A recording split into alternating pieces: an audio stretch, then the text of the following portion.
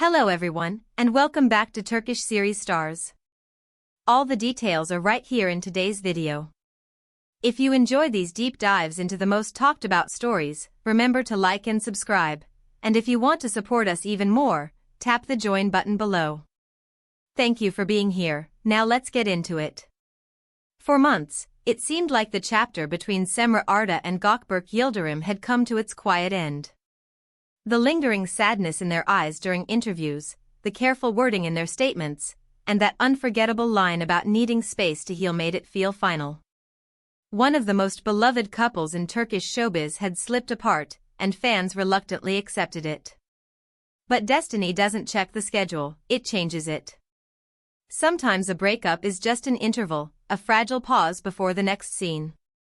Lately, cameras caught Cemre stepping out beside a new figure, a well-dressed, discreetly charming young businessman with a polished smile and the kind of self-control that makes photographers curious.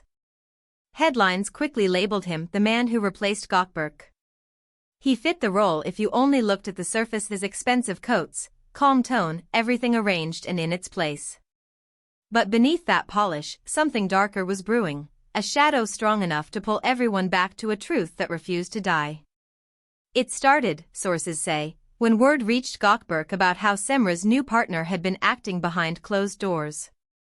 The whispers were ugly, belittling remarks, quiet demands, a slow, deliberate tightening of her world. An insistence that she cut down her circle. Friends began to feel shut out, calls went unanswered. And the name at the top of the do not contact list? Gawkberg. That was the thread that snapped. Those who know him say he fought the urge at first, tried to reason with himself, tried to give Cemre the space she had asked for. But the more he learned, the more it burned. It wasn't petty envy, not this time. It was fear pieced together with guilt, a protective instinct waking up like a storm. And then the night came when everything changed. Past midnight, under streetlights that made the city look like a memory, Gawkberg walked straight to the building where Cemre had been staying with her new boyfriend. Neighbors later swore his expression didn't flicker. He didn't buzz the intercom. He didn't wait in the lobby. He moved like he knew the halls, like muscle memory was leading him. Doors opened, voices rose, and the stillness cracked. What happened next unfolded like a scene you don't forget. Cemre tried to steady the air, her voice soft, pleading for calm. Somewhere in the corridor, the businessman raised his tone. And in the middle of that storm, Gawkberg said only one thing, steady and cutting through: you can tell me you've stopped loving me if that makes it easier. But I won't leave you in a place that breaks you. She froze, torn between pride and aching relief, while the man in the hallway shouted something about boundaries and property. Gawkberg didn't flinch. Get your things, he told her, not shouting, just certain. You're coming with me. Now. What no one expected happened. Cemre didn't argue.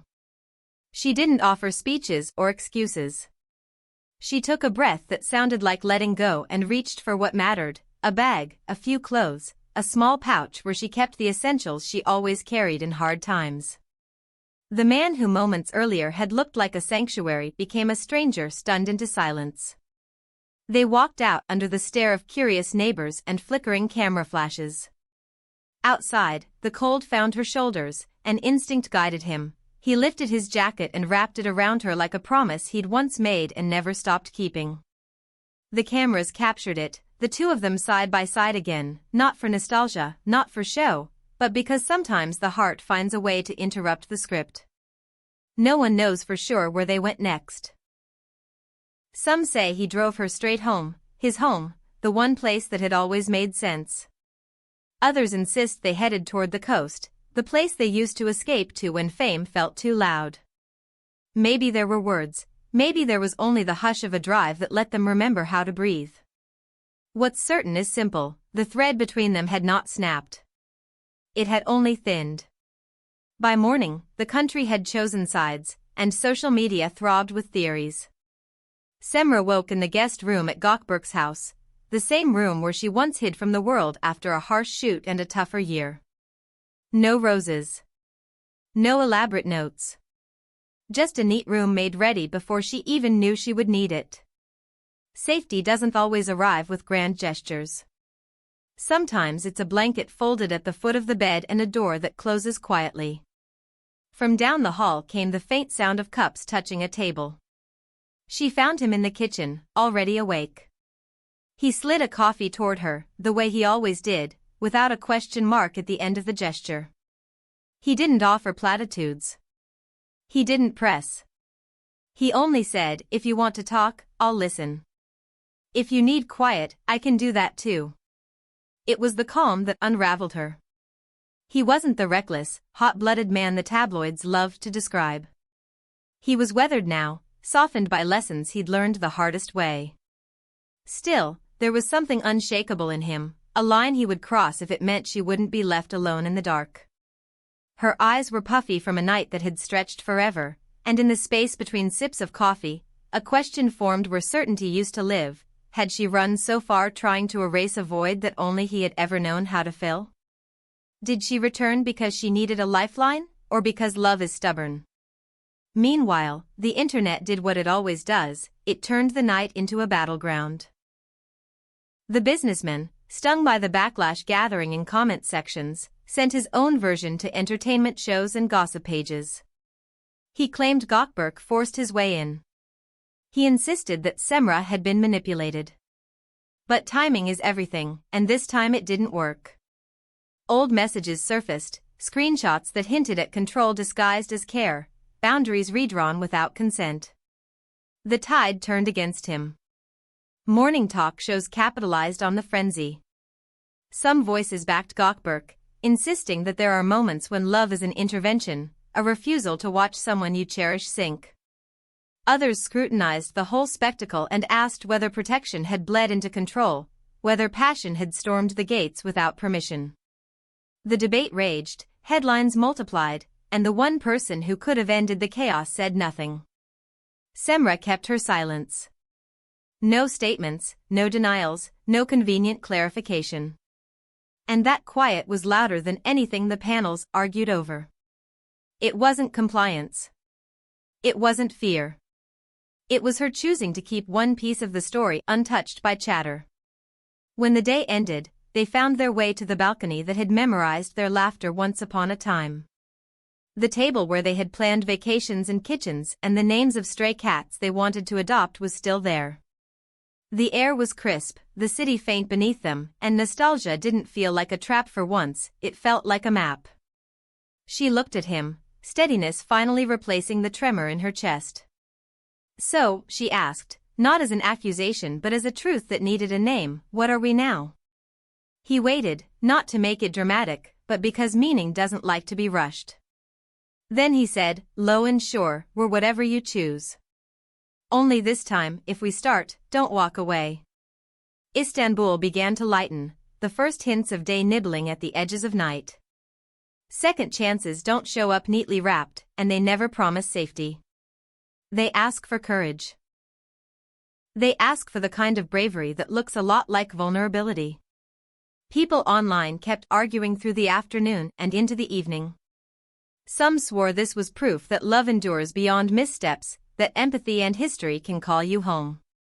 Others warned of patterns repeating, of the danger in romanticizing rescue.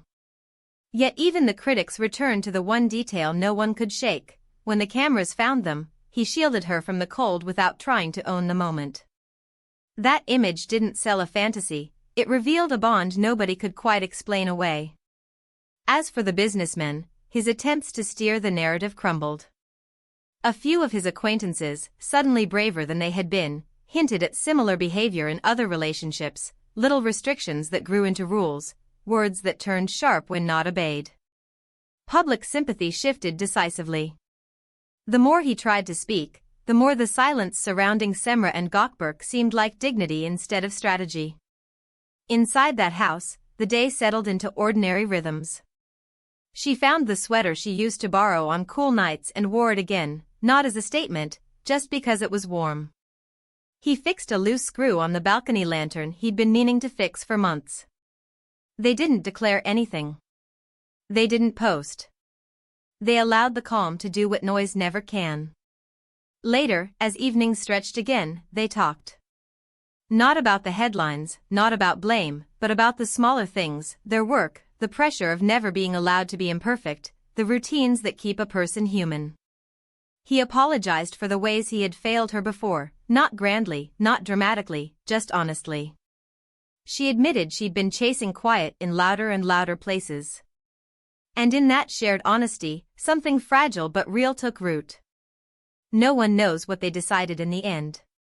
Maybe they set new rules for themselves. Maybe they promised to seek help when pride threatened to steer the ship again.